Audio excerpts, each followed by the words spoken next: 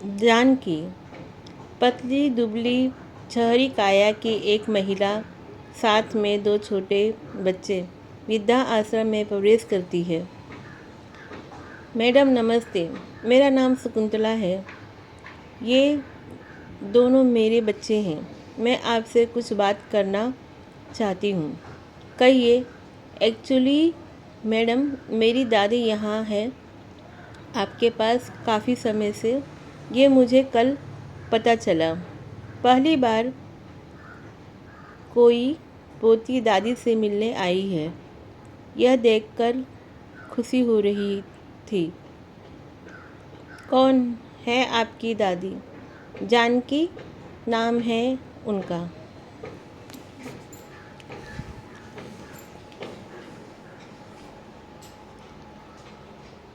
अपने आप को संभालते हुए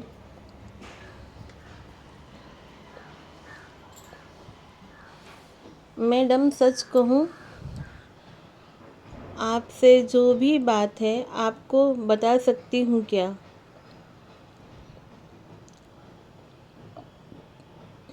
हाँ हाँ, बताओ।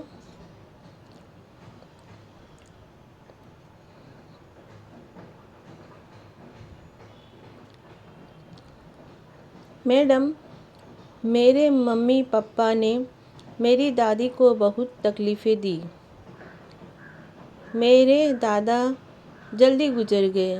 मैं बहुत छोटी थी, तब से देख रही थी, समझ रही थी। धीरे धीरे सब समझ आने लगा। मैं पहली पोती थी। दादी मुझे बहुत प्यार करती थी। मेरे दो भाई और हुए। पता नहीं क्यों मम्मी हमको हमेशा दादी से दूर रखने की कोशिश करती थी। दादी सब काम करती, फिर भी मम्मी किसी न किसी बात पर उनसे झगड़ती रहती। ऐसा लगता था कि मौका ढूंढती थी लड़ाई करने या कोसने का। दादी हमेशा शांत रहती, मुस्कुराती रहती। पापा भी हमेशा मेरी मम्मी को ही सपोर्ट करते। यही सब देखते समझते मैं बड़ी हुई। मेरी शादी जल्दी कर दी गई। मेरी शादी के नाम पर मम्मी पापा ने दादी के पास से जेवर, रुपए सब ले लिए। दादी मुझे प्यार करती थी, उन्होंने सब कुछ चुपचाप दे दिया। मेरी शादी संयुक्त भरे पूरे परिवार में हुई। 3 साल में 2 बच्चे हो गए। इस बीच मेरा एक भाई नौकरी पर बाहर चला गया। पिछली बार मायके आई पर जल्दी जल्दी वापस बुला ली गई। क्योंकि सास ससुर बूढ़े हैं, इस कारण ज़्यादा रुक नहीं पाती अपने मायके में। माँ बाप से दादी के बारे में पूछती रहती तो कहते कि 4 धाम की यात्रा पर गई हैं, समय लगेगा। किसी धार्मिक ग्रुप के साथ गई हैं, आदि आदि। मुझे समझ नहीं आ रहा था, समझने का वक्त भी नहीं था। इस बार मायके आई तो फिर दादी के बारे में पूछा तो बताया कि दोबारा धर्म यात्रा पर गई हैं हरिद्वार। मुझे दादी की बहुत याद आ रही थी। दिन में मेरे मम्मी पापा सो रहे थे तो पड़ोसन से बात करने गई। बात बात में दादी का जिक्र आ गया तो वो चुप हो गई। फिर धीरे से बोली, तुम्हारी दादी हरिद्वार नहीं गई है। मैं सुनकर चुप थी।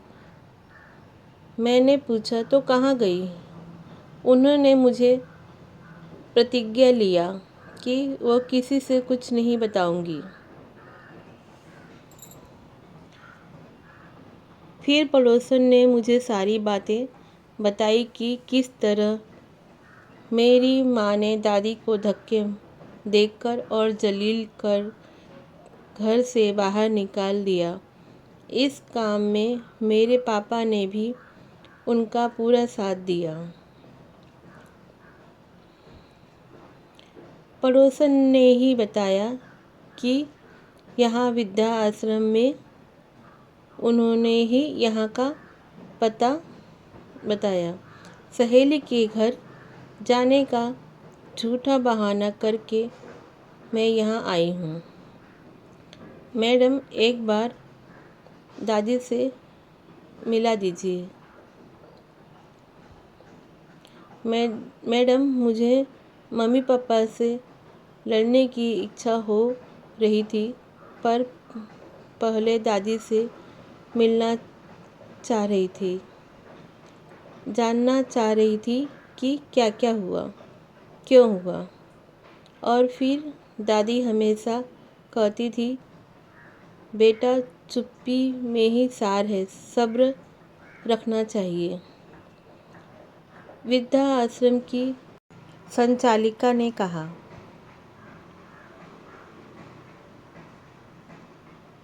आपने सारी बातें बताई, पर ये तो बताओ कि आपकी दादी कौन,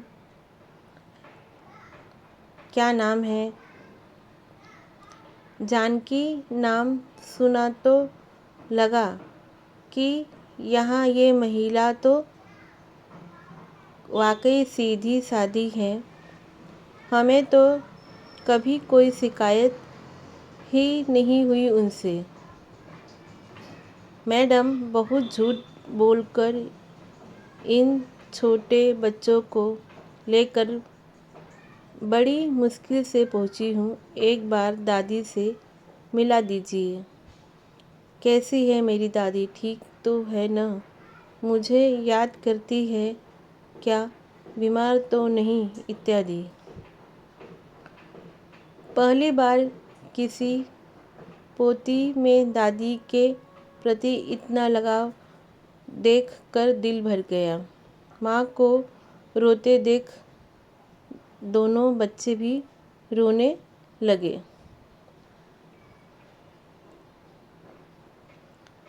दोनों बच्चे को मैंने बिस्किट टॉफ़ी दी। मैंने जानकी नामक उस दादी माँ को ऑफिस में बुलाया। दादी ऑफिस में आई, पोती को देखा, उसके बच्चों को देखा, कुछ समझ नहीं पाई। इतने सालों बाद पोती मूल से ज़्यादा ब्याज लगे मिलना रोना सब अचानक हुआ था। दादी, मुझे माफ़ कर दो। मुझे पता क्यों नहीं चला, क्यों ये सब हुआ, कैसे? दादी, आपने मुझे फ़ोन क्यों नहीं किया?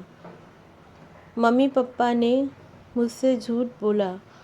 बचपन में भी माँ हमेशा हमको आपसे दूर रखना चाहती थी। अब तो हद हो ही गई।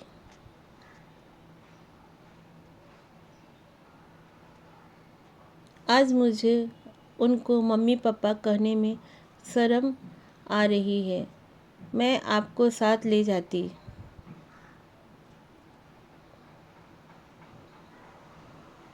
दादी अभी भी सकते में दोनों बच्चों को देखा। चुपचाप टॉफ़ी खाते बच्चे देखा, पुचकारा, प्यार किया, सिर पर हाथ फेरा।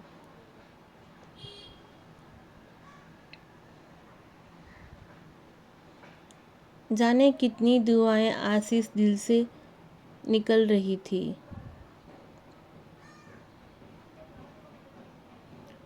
रोते रोते पोती ने कुछ रुपए निकाले, दादी को देने लगी। दादी ने बार बार मना किया, फिर रुपए लिए और दोनों बच्चों को दे दिया। बोली, मेरे पास और कुछ नहीं है देने को। मुझे पैसे की ज़रूरत नहीं है। यहाँ मुझे सब कुछ मिलता है। मेम साहब है, हमारे लिए कुछ नहीं चाहिए।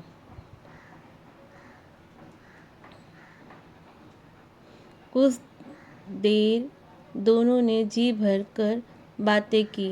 रोना, हंसना, दुखी होना, हिम्मत बंधाना, दुनियादारी, ससुराल की पीहर की बातें, किस्मत वगैरह वगैरह। दादी पोती का इतना प्यार देखा अस्वस्थ हुई। अगली पीढ़ी में संवेदनाएं बाकी हैं। 1.5 घंटे बाद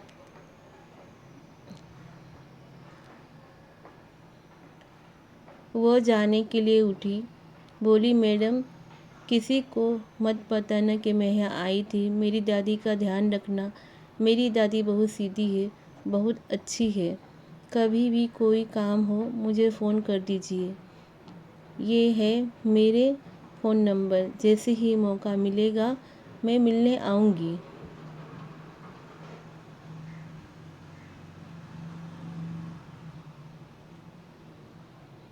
दादी आप चिंता नहीं करना, मैं हूँ ना।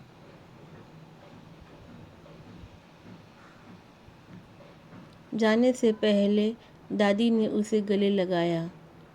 पोती ने दादी के पाँव छुए।